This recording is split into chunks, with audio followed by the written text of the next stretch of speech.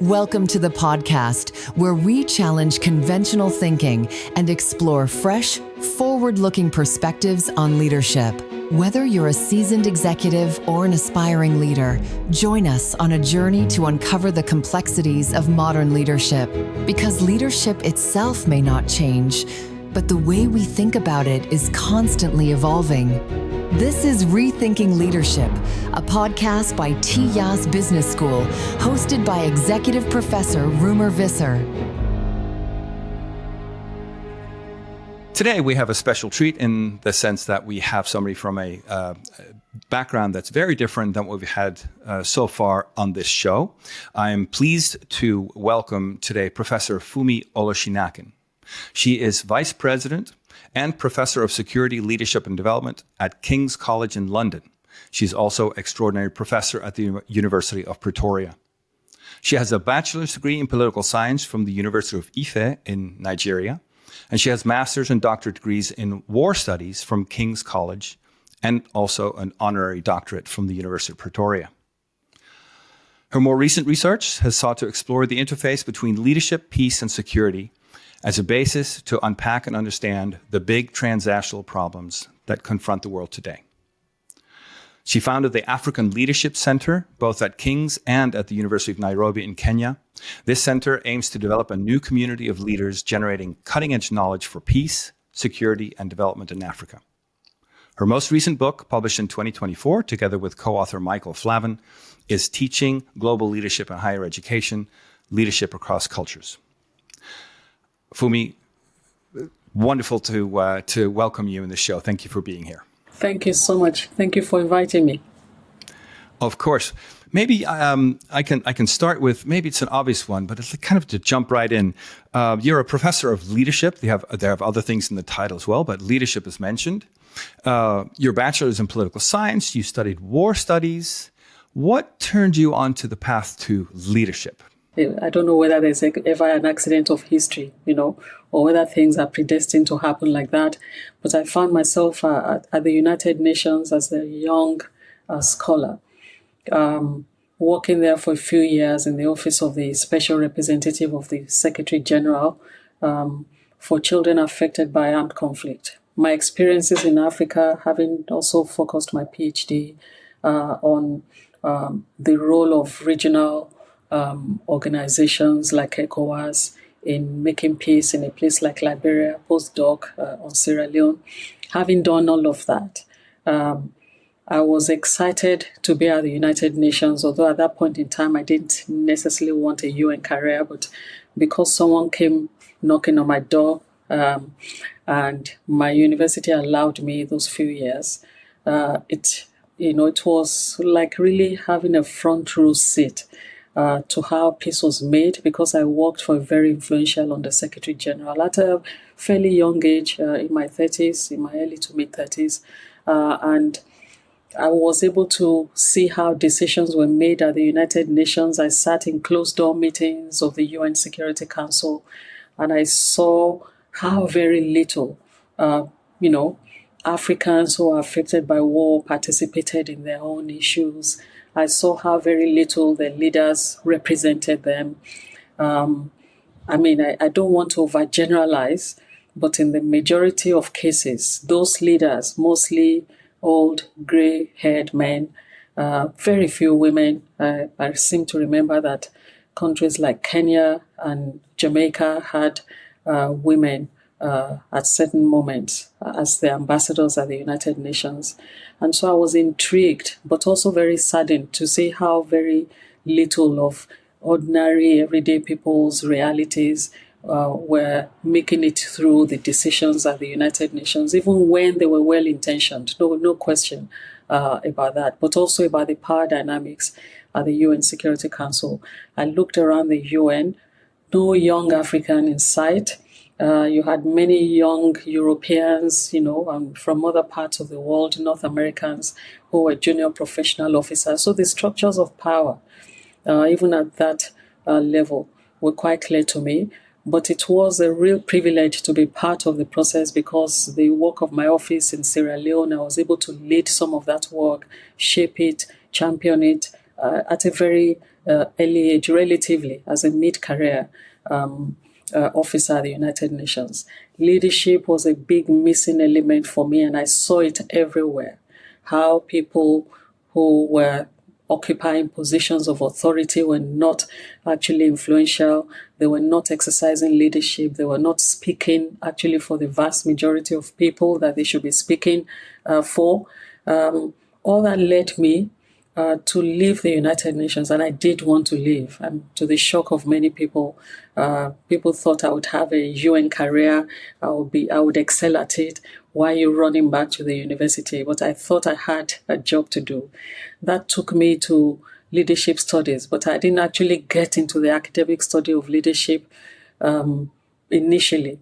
I spent my time establishing a program to bring young African women to King's. I sought funding from King's, funding from philanthropic institutions to just test an idea. The idea that if you brought young people, and immerse them in the discourse formally, because you had many bright young Africans who were lawyers, development workers, physicists and so on. But the subject of peace and security was not one that was studied, formally in Africa. Of course, many authoritarian regimes didn't want experts. They didn't want bloody civilians, to shape the discourse of their work. So it took a while for institutions to actually study this. And I thought, okay, what we needed to do was immerse young Africans formally. Brought young women in the first instance in a mixed cohort and piloted for about 3 years. Then I asked myself for the first time, will it really work? The fact that someone's come to King's, Oxford, Sandhurst, West Point, wherever you've sent them to, will that make them effective leaders really? Will that make them speak for the whole of society? What is this thing called leadership? What does it mean intellectually? What does it mean academically? So I spent the next 10 or so years immersing myself in leadership studies. And so at the end of that period, I was intentional about looking at peace, security, and development through a leadership lens, but I wanted to understand it intellectually and practically. And that's how I got here, really. Great. So that explains why you founded the African Leadership Center, and it also explains to me why you wrote the book. Did I get that right? Yes, very much so. Very much so. So you said that early in your career, you were at the United Nations and you saw people in positions of authority who were not exercising leadership. You said something like they were exercising authority, but they were not influencing. No, indeed. Is that indeed a distinction that you make? Do you see exercising leadership as something distinctly different from exercising authority? Yes, I distinguish between the two very much, because being in a position of authority or having position power, as Keith Green and others will put it, does not actually mean that you are influencing change. It doesn't mean that you are affecting the situation that you are supposed to affect. Those are two different things. Of course, situations always change, as you know that. So situationally, you're not always, prepared. One is not always prepared for every single situation. But I also think that there's an amount of preparation we can do for ourselves if we search for wisdom and if we try to search to influence situations and so on and understand more why we do what we do, what is expected of us, and how we form relationships to try to impact the things that we're meant to impact. Every situation will be different, of course. Okay, so you're saying, we can all prepare, and that's not something you typically hear. Typically, at least what I hear is you can't prepare. So what you do is you just jump in, and then sink or swim, and you somehow typically people find their way through, their way out. But you're saying no, you can prepare, and that intrigues me. So what would be some of the things that you can do to prepare, anticipating some sort of leadership role? Excellent, because I actually think that we can't be sure of success in every single situation. We can't adopt the same methodology in different situations and expect that we'll get the same outcomes in those places. There are always uncertainties. And of course, I'm excited to be talking to a leadership professor as well, that, we know that leadership is radically different from management in that sense, because one is routine, the other is not. But preparation in terms of leadership, I wouldn't see it as preparing a manager to understand, standard operating procedures, and so Okay. on. Like you would a peacekeeper, prepare them for a peacekeeping mission, but you're not necessarily preparing them for the problems that we cannot even anticipate in the vast majority of cases that they're likely to confront. Preparation is about how we think. To our leadership fellows at the African Leadership Center, it is how you think, how you seek to understand your environment, society. It is about how you build relationships. Whereas a lot of leadership programs are building people individually to excel by doing particular things, communicate better. We train for all of those things, and that's right to do. But actually, the preparation for leadership is about the consciousness in terms of the kinds of questions that you ask yourself and others, is in terms of seeing leadership not as something that one individual at the top of a vertical hierarchy on a position of authority will do and be successful at. It's on understanding that your success actually depends on the quality of relationships you build, and in the quality of how you think about problems around you. So it sounds like you're saying, no relationship, no leadership. I believe very much so, especially in the societal context. Whereas in our organizations, whether in a business organization or an academic institution like ours, you can actually use that linear model sometimes. Speak to people like, their subordinates, give them tasks, get things done, meet targets. But if I'm being very honest, when it comes to how your students, how the community of scholars and so on feel about the institution, you cannot force it down their throats. It will always shine through in terms of how, how you have treated them, the relationship you've built with them, how you have enabled them themselves to be successful people by investing in them. Yeah, I had that reminds me of a conversation I had with Barry Posner. I don't know if you know him. He's one of the authors of the book Leadership Challenge. Yes. And he said, toward the end of the interview, he said, as leaders, we have a moral obligation to make the people around us better. And it sounds like you're saying much the same thing. There's a commitment to the other that is sort of the lifeblood of a leadership relationship. I couldn't agree more. I couldn't agree more. That lifeblood is what makes leadership different from everyday management. And management, giving people tasks and coordinating and holding accountable and all of that is also important, but let's not call that leadership. Yeah, thank you. We are entirely on the same page. I've always thought. Great. Yeah. Great. And of course, the classics like John Carter, had already tried to separate that. The two serve a common purpose, but their functions are different. And in the everyday, when we face unusual situations, when we face problems on our campuses, protests and all of that, you realize that there's no rule book that already tells you how you're going to win this one. You have to roll up your sleeves and engage. But of course, a history of having built, particular forms of relationships, a history of having been known for what you value and what, you protect. That might help you to a point. But there's a lot of uncertainty in leadership. Yeah. Relationship is so central to solving common problems. So then that brings me back to that question. And of course, there's a huge debate around this question, but I'm wondering what your take is. Can you even develop leadership? It's a very, so in a purist sense, I would say no. in a purist, and I say purist because what is puritanical about that is that if we're saying we can develop leadership, it means that you can prepare people for particular outcomes in every single situation. And the truth is we can't. We can't even prepare ourselves for particular outcomes in every single situation.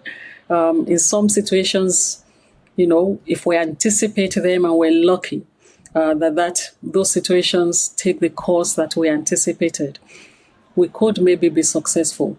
But the uncertainty and the complexity of, situations around us, that's actually the heartbeat of leadership. Yeah. Yeah, and so I don't think you can develop, leadership fully. Yeah, because then that brings me back to your initiative with the African Leadership Center, which has an explicit mission to develop the next generation of leaders. Yes. So that almost sounds like there's a tension or a contradiction here. You're on the one hand, you're saying, that fundamentally we cannot develop it. Yeah. Yet here we are, trying to make a difference by developing leaders. How do you bring those together? So that is fascinating. It is a tension even within myself because there's an element of social engineering to the African Leadership Center. We were intentional. When I brought my colleagues together and we started this, I always saw it as a project of a generation. That if in the space of 30 years, you could develop, some elite thinkers, prepare them, to respond meaningfully to questions of peace, conflict, and development. There might be a fighting chance that every time we talk about Africa and questions of African integrity, African responses to the challenges of society, there won't be only one or two names in people's mouths. For a very long time, as a young scholar, Nelson Mandela was the name. And of course, Desmond Tutu was another name, who along with Mandela and at the time de Klerk won the Nobel Peace Prize. But if you were to really search for other Africans in that mode, you'll be hard-pressed to mention two names, right? And this showed when Mo Ibrahim, the Mo Ibrahim Foundation founder, I served on the governance council for a short period, when he was in search of leadership in Africa and wanted to give, I don't remember the amount, maybe up to £1 million to an African leader who has successfully governed. And after, by the third year, I couldn't find anyone, right? And you see how that has died a quiet death. It says something, it says a lot. And so to my mind, what I hope, and it's still a journey, what I'd hoped to do and I still hope to do is that if you build intentionality and you build a community of people who travel together over a generation, sharing the same core values, same set of core values. And my ambition is that by 2035, we would have developed about 500 such leaders. Believe me, it's tough because the methodology itself means that we're still at number 160 or thereabout.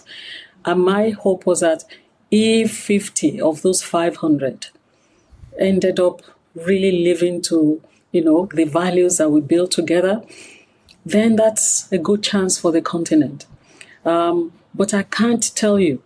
I really, really and honestly cannot tell you that we'll find even 50. Sure. Yeah. So it sounds then, because you earlier made the contrast to, let me just call it the Western individualist approach to leadership development, which is about individual insights and skills. It sounds like you're not really focused on that. You're really creating an infrastructure. You're creating a community.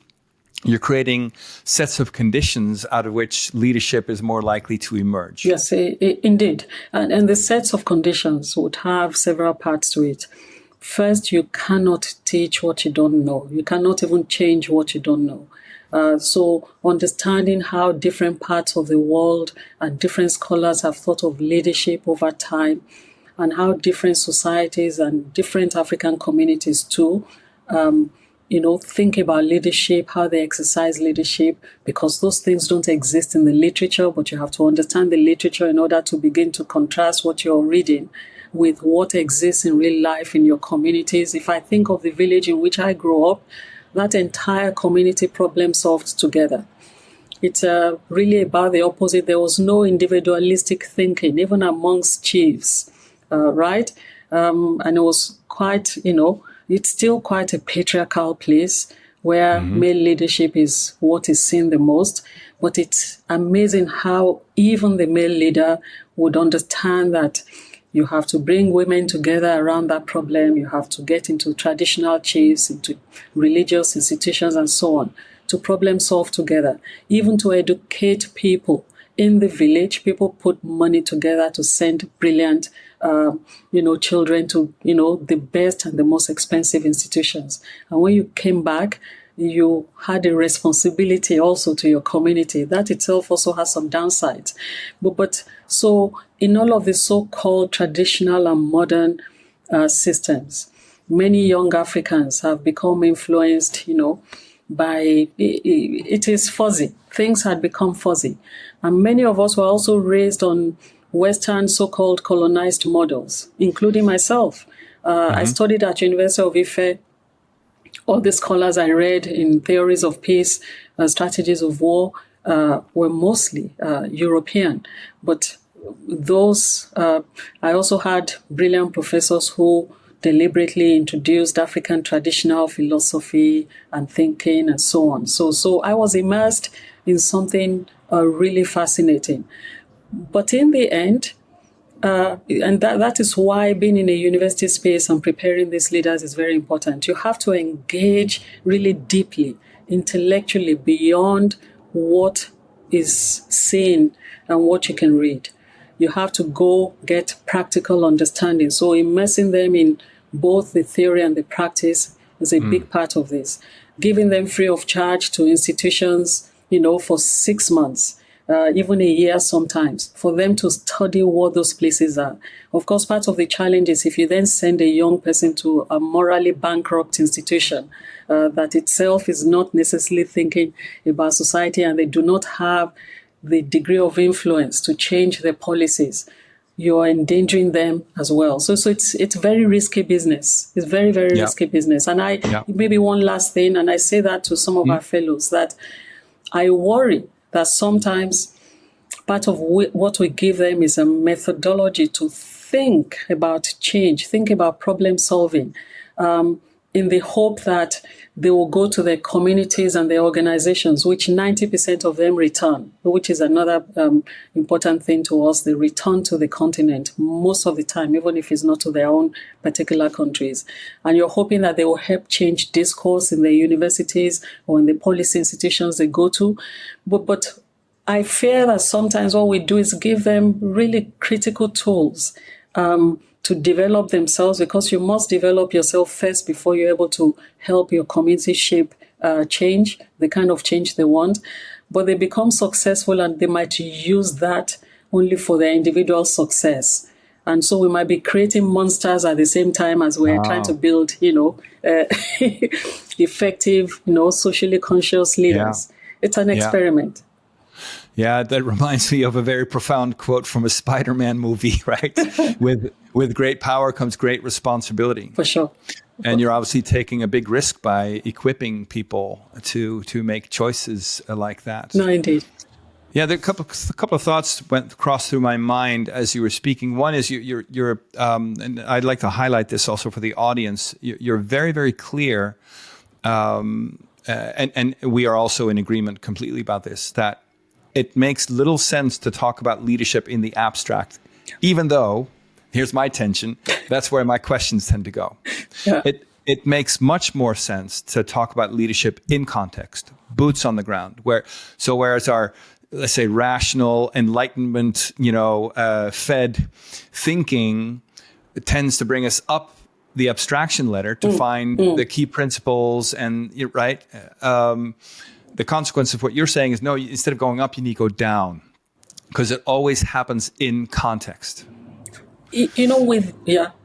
Sorry, did you finish? Yeah. No, go ahead. Without experiencing leadership in context, I don't think we can go up to begin to, tinker with anything without seeing what it looks like to grow up on the streets of Lagos, for a young girl to grow up in a Nigerian village or in a South African, context under apartheid or post-apartheid, whatever I say, without even trying to, as researchers, we say that as social scientists, we say that a lot as well, in terms of it's important to go to the field. But this field, is different. You're not just observing like a bystander.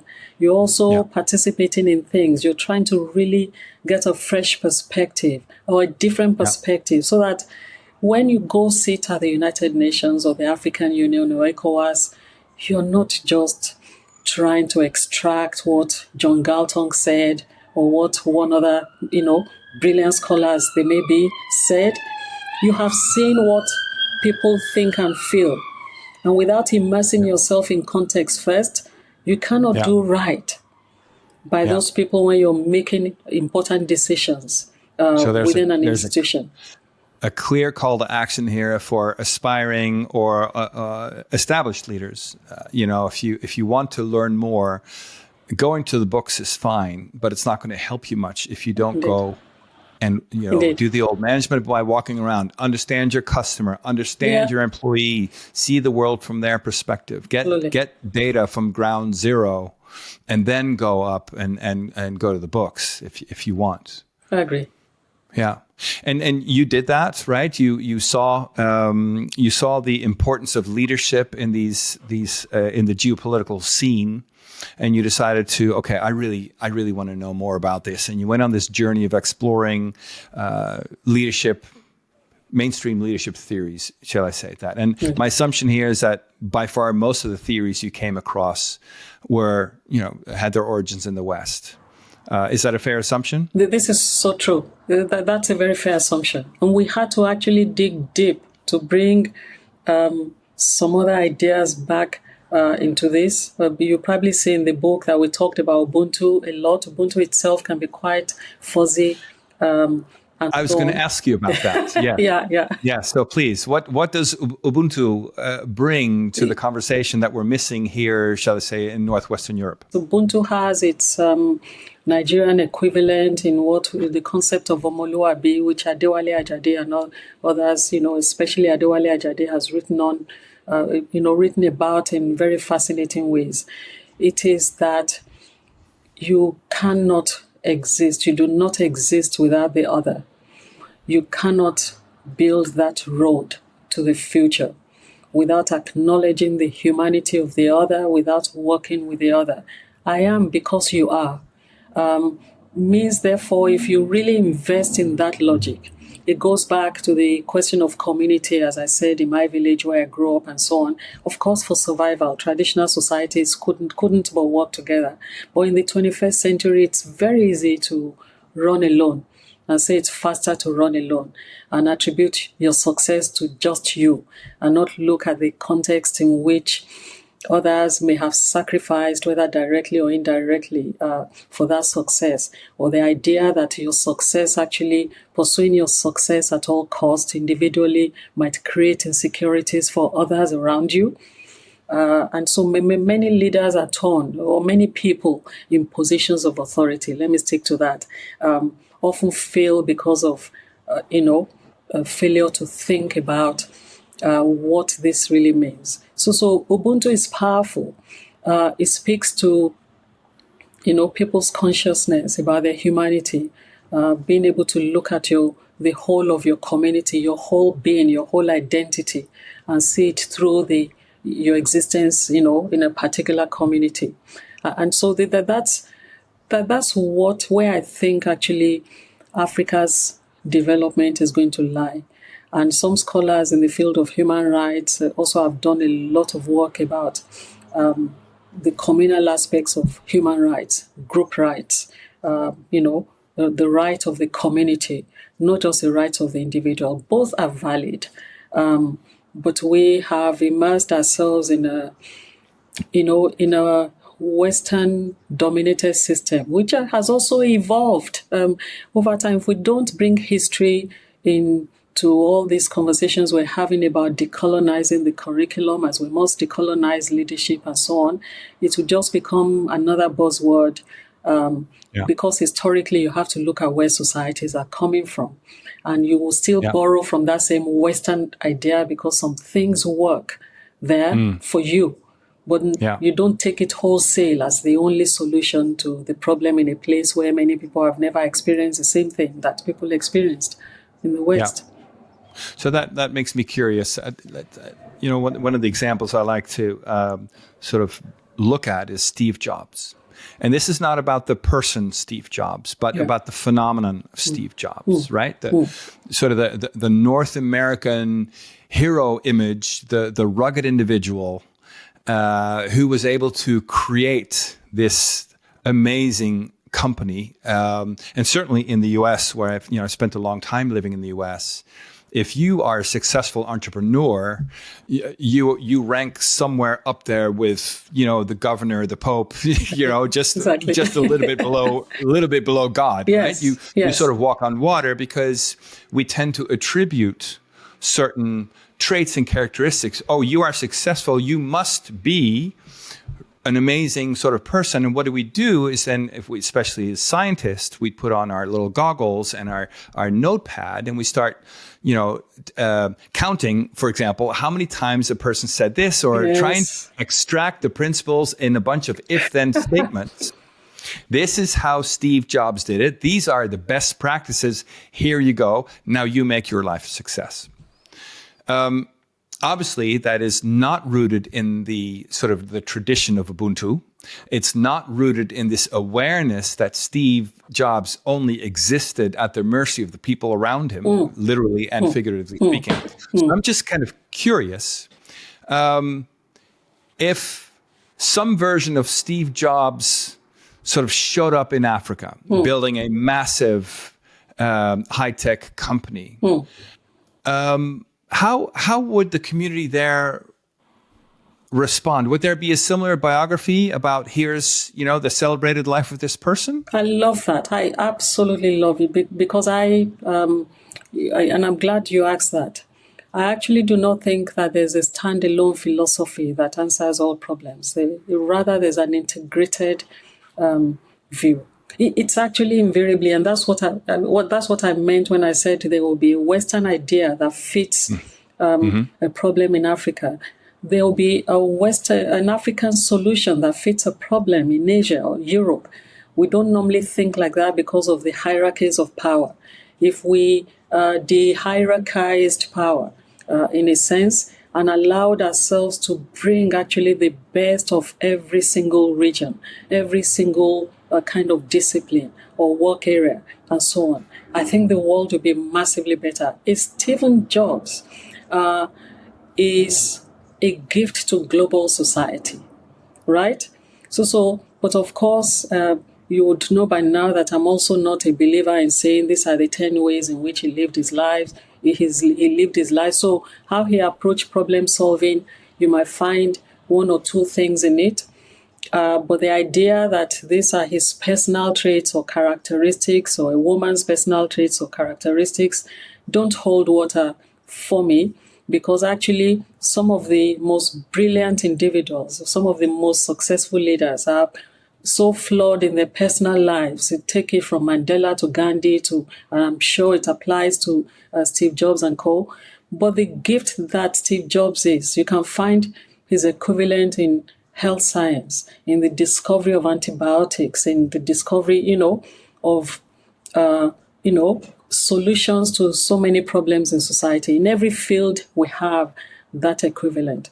So that these global citizens have to be seen not just in context, they have to be seen in a global context. And the global context applied to Africa, therefore, will be Steve Jobs' company. We're operating in Nairobi, as I'm sure there will be an Apple store somewhere. There will be something, always is. There is, in fact, I recall where I've had to take my laptop before in Nairobi. So if if those companies were there and they personified him in that sense, how are they engaging with society around them? How are they engaging with poverty in society? How are they engaging with the fact that less than 1 in 10 African youth, there are 900 people under the age of 35 in Africa. It's probably the fastest growing continent and the youngest continent. But many of them do not have a fighting chance, to be successful or effective individuals, or actually to live, beyond a particular age. When you look at mortality rate in many of those countries, average 50-something%. And so how is Stephen Jobs' talent and the fact that he did this manifesting in the lives of these young people in schools, in places, that is global communality, right? And so people ultimately feel the impact of the global icon because we all pick up these phones and use it. It's incredible.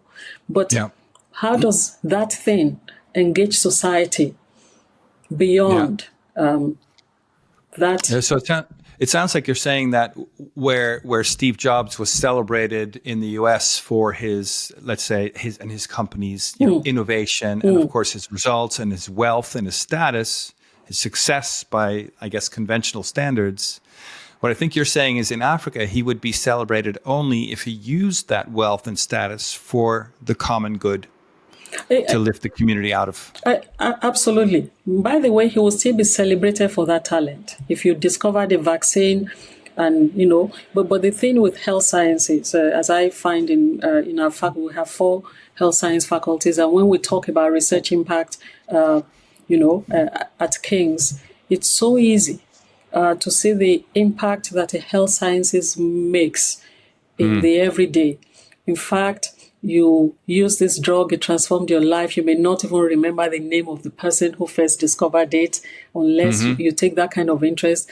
You see that everyday impact straightforwardly. In the social sciences, we manufacture it many times. We're more authentic about it sometimes. When it comes to, these global entrepreneurs like Steve Jobs, I think they're celebrated everywhere anyway because you live and breathe what they've invented. But the real success of their leadership will be how do they actually impact the societies in which their companies are present. So a very, very clear sort of moral dimension here, measured by the extent to which you create value for your community, which is much broader. Much broader than creating value for your shareholder. Oh, thank you. It's spot on, because value creation I've always seen as, yes, you create value for your shareholders, for your immediate community, but actually there are many ways in which you can create value for, for society that is far away from you. And it's enlightened self-interest. If your company created that kind of value by giving X number of scholarships, and it's not just about the corporate social responsibility, it's a little bit about that, but I don't know what else to call it. But by being present in that society, because of how you practice your business, they will stand up for you when that government is trying to get you packing from the place or over increase your taxes. And that is how communities stand by those who work with them to improve them. Gotcha. Thank you.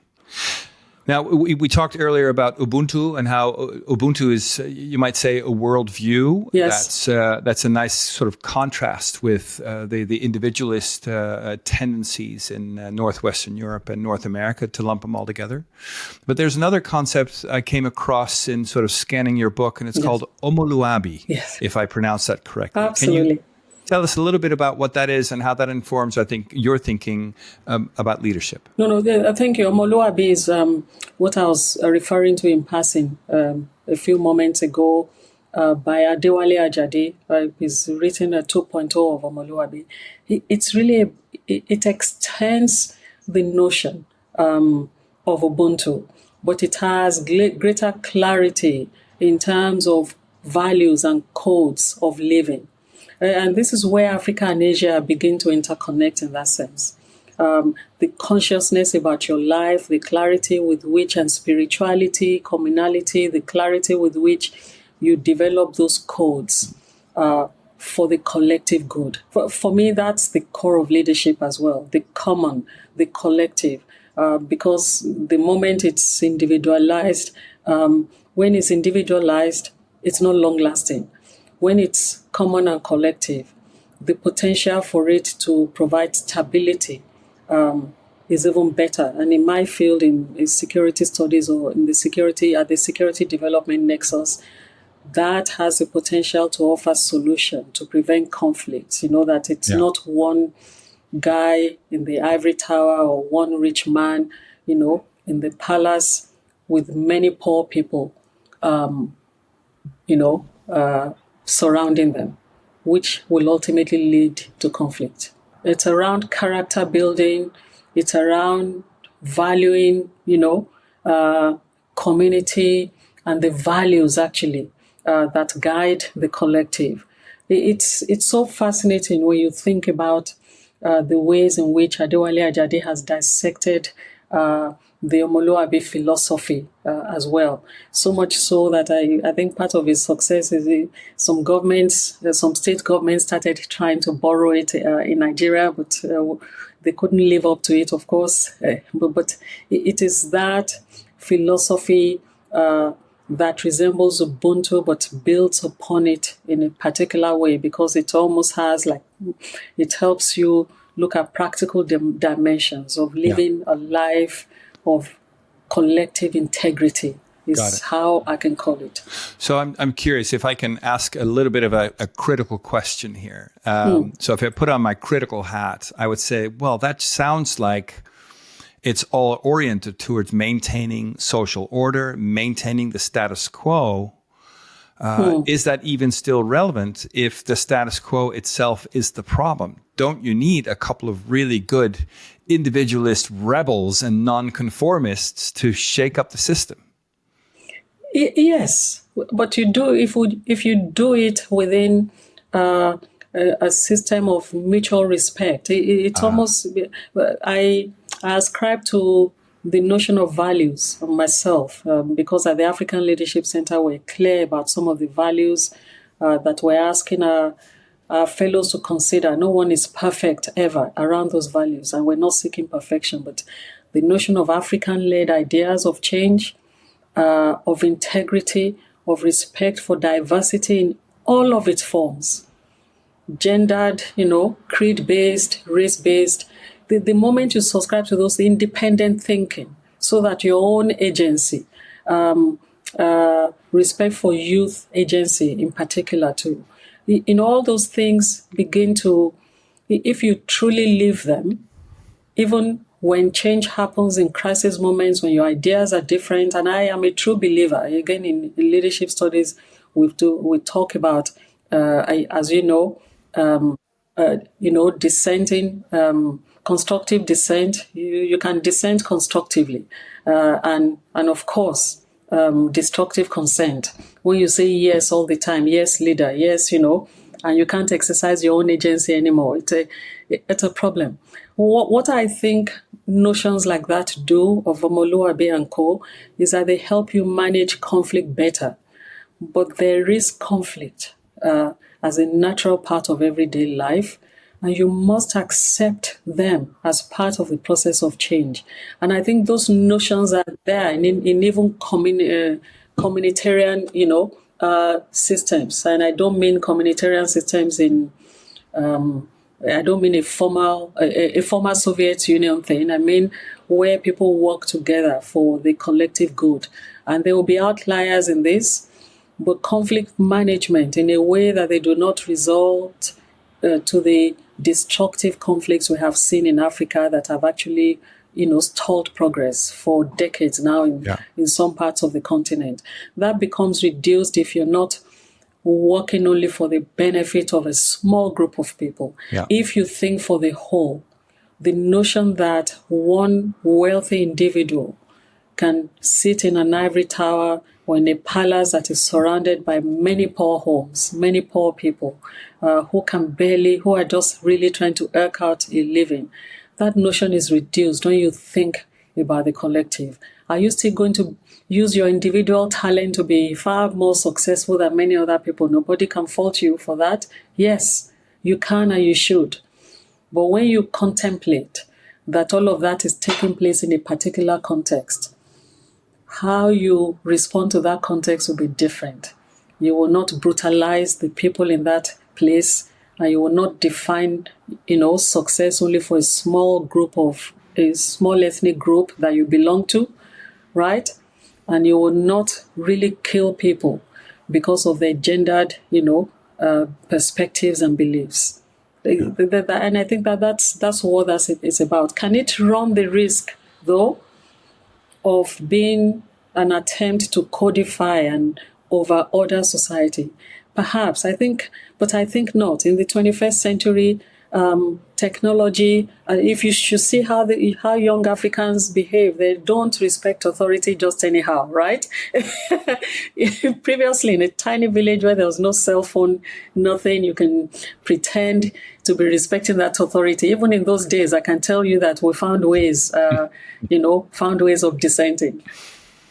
Understood. Thank you. And with that, we've come full circle to our earlier point, which was, without relationship, no leadership.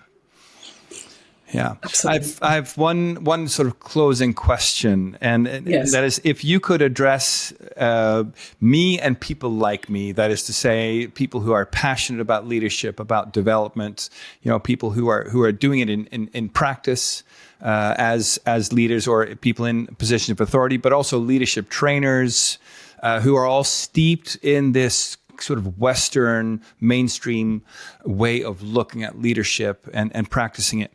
What is it that you would want them to know?